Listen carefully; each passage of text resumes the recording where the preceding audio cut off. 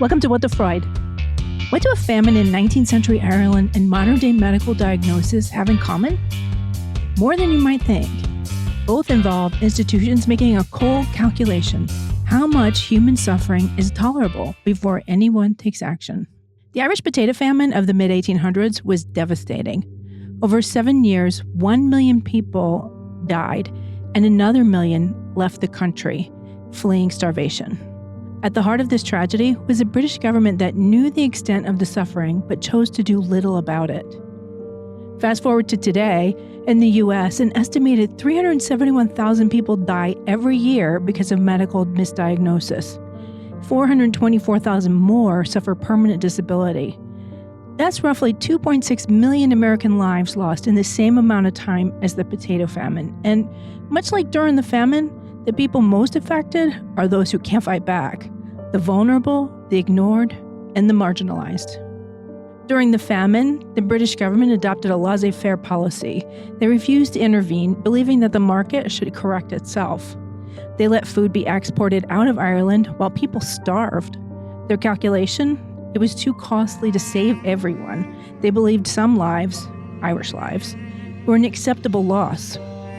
And today, our healthcare system seems to operate on a similar principle. 371,000 deaths each year from misdiagnosis, and yet reform moves slowly. Why? Because fixing the problem is deemed too costly. Hospitals and policymakers know the stakes, yet the status quo remains. Just as the British government calculated the cost of intervention against the lives lost, the medical industry weighs the cost of diagnostic reform against profits. There's another parallel: bias. During the famine, the Irish were seen as lazy and responsible for their own suffering. The British government's inaction was rooted in prejudice. They didn't believe the Irish were worth saving. And today, who suffers the most from misdiagnosis? Women, people of color, the elderly. Their symptoms are often dismissed, their pain minimized. They're victims of systemic bias in healthcare, just as the Irish were victims of prejudice during the famine. And like the British government, the healthcare system turns a blind eye to the suffering of those it deems less important. During the famine, the British government calculated that saving Irish lives wasn't worth the economic disruption. Today, the medical system seems to make the same calculation. Reforming diagnostic protocols, investing in more testing, and addressing bias, that's expensive.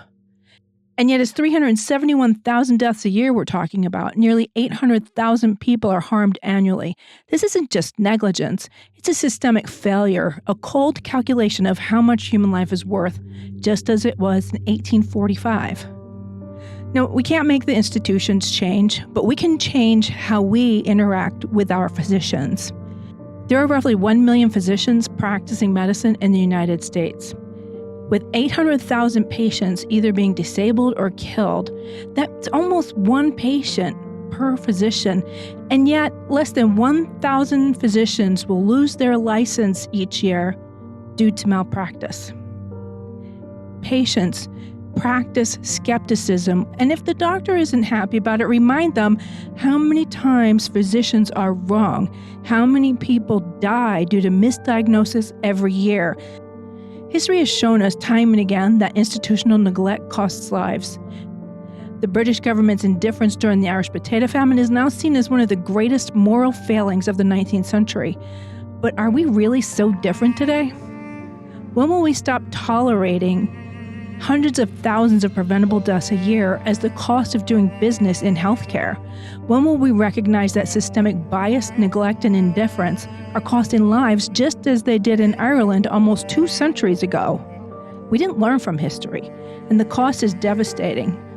Let's stop tolerating the intolerable, because no life should be calculated away. Not then, not now.